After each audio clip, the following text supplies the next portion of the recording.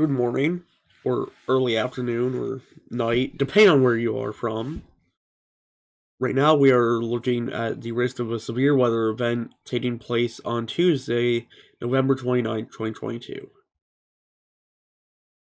In the Deep South, how this event has been appearing on malls for a few days now.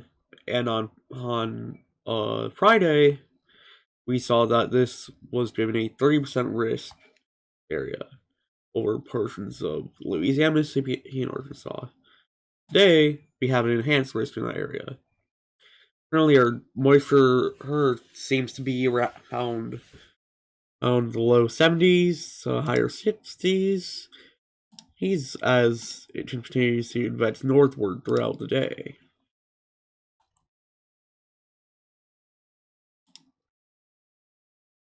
That's not what I want.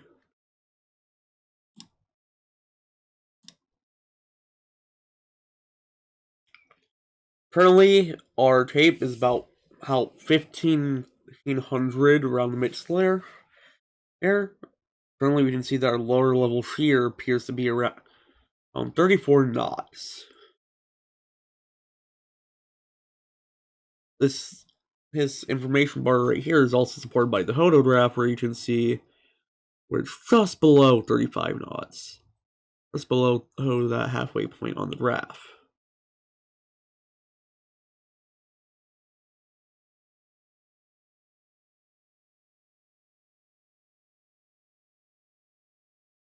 We also see that uh,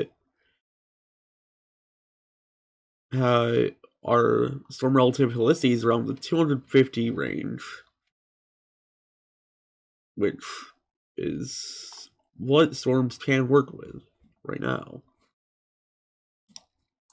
Storm Prediction Center has called for potential of a tornado outbreak on Tuesday in their latest Day 2 discussion. That will be showcased on the video screen right now. And other than tape, we see that our lapse rates are about the 7.5 range. Range for degrees Celsius per kilometer, -1.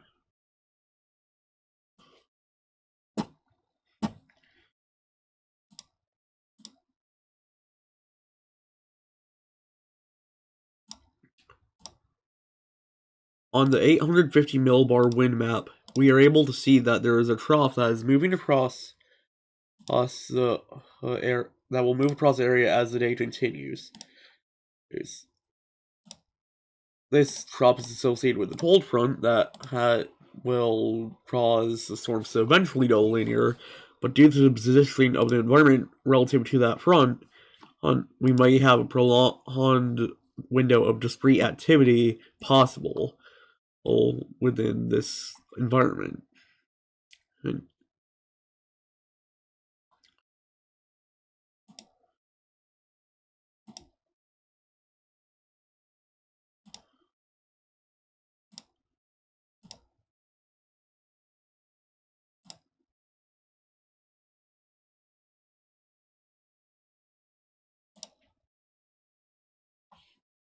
the wrap is a little bit slower with the temperature advection as of the current moment compared to the other models.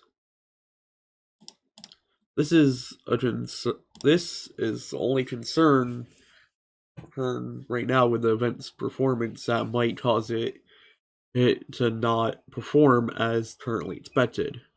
That being said, and we can adjust forecast times to reflect new data that we are getting. We can also adjust forecast probabilities for this.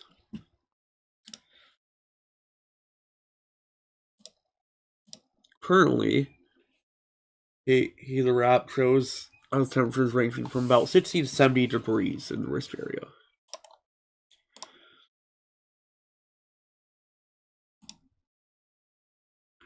However, due to to the later temperatured veteran, we also see that that tape on the wrap is nowhere near as strong as it is on the other models.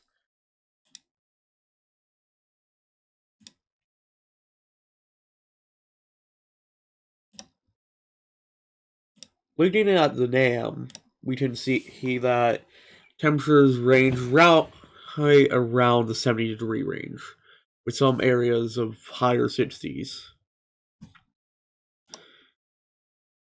Temperature hits much earlier than what the wrap showed on this model, as well as the moisture. Due to this moisture adventure happening much earlier, we also have a much more unstable environment potential much earlier. This allows tape values and other values that would allow for severe weather to surge in the area. And on the NAM, we can see that at 06Z on Wednesday morning, that the mixed layer tape is about 2,000 joules per kilogram, with shear values near the surface at around 40 knots.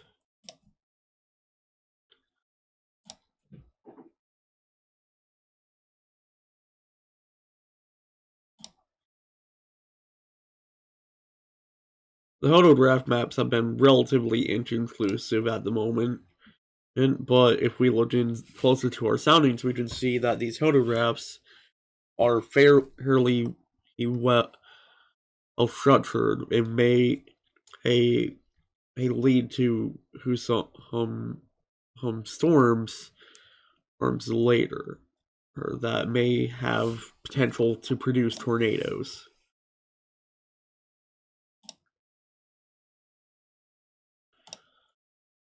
Wind shear on the NAM generally consists to be around the 60 knot range.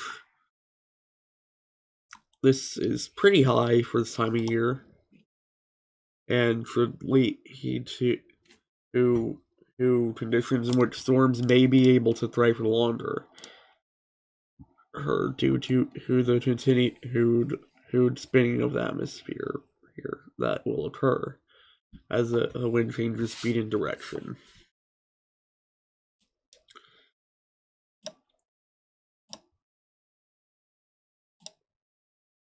We can see that vorticity in the risk area has also become increased compared to other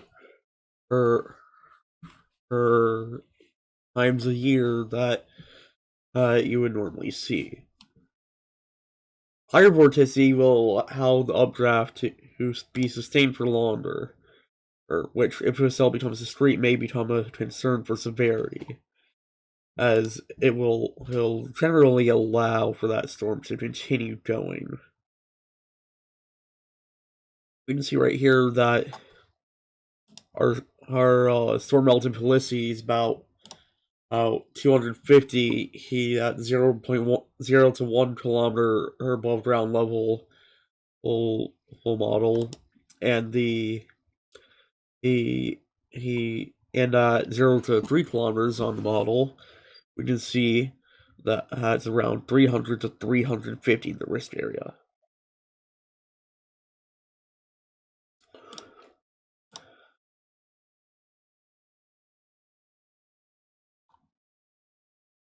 You can see that there's a bit less of this storm relative helicity on models like the DFS, which only show to be around the 200 range. When looking at the cams, we can see that the FV3 shows your storm relative helicity to be around 300 and 0 to 1, and about up to 500, although that might be contaminated, but around 300 to 400 at 0 to 3 kilometers above ground level.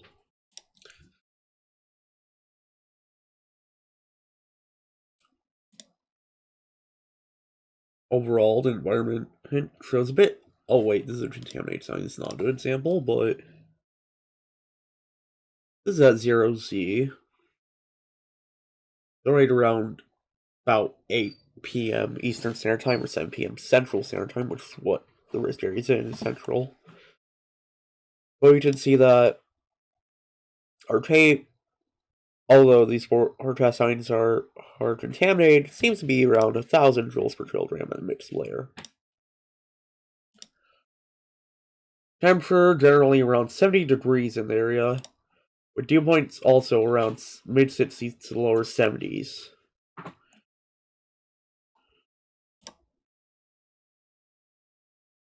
For now, that is all I have to say. Oh wait, no it's not. When looking at the NAM 3K, this is the model hole that is the PAM for the NAM, obviously. This looks at the weather factors more in detail due to it being a higher resolution. We can see that NAM 3K mid 70s range generally for middle risk area, though the further north in risk area it hits closer to the lower 70s. Dew points generally around 70 degrees in the area. That's not what I want to click. And your bolt here around 40 knots.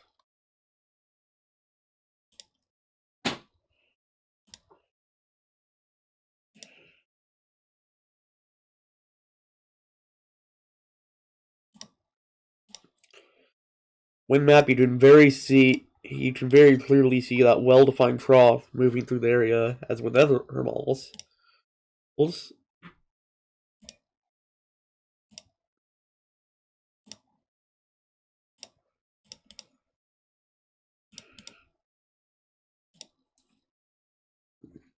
You can see this on the NAM.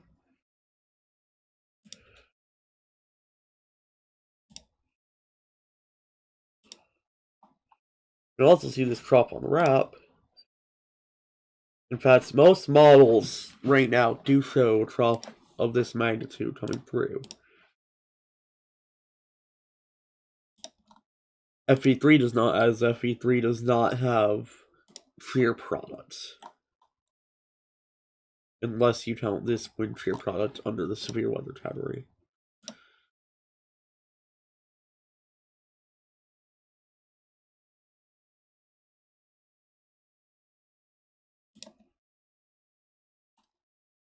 When you look at our ensembles, we can see that generally in rest area you're seeing lower 70s. These for the GFS ensembles. With your dew point being around the higher 60s.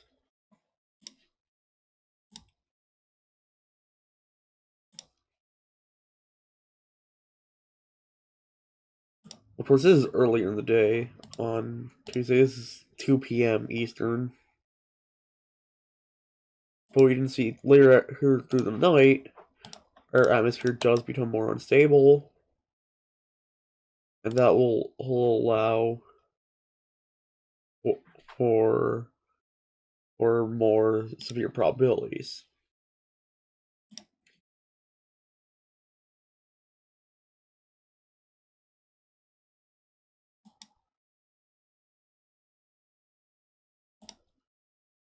I do believe that is all I have for now. Thank you for tuning in. This has been and Will's Weather Corner, and have a good rest of your day.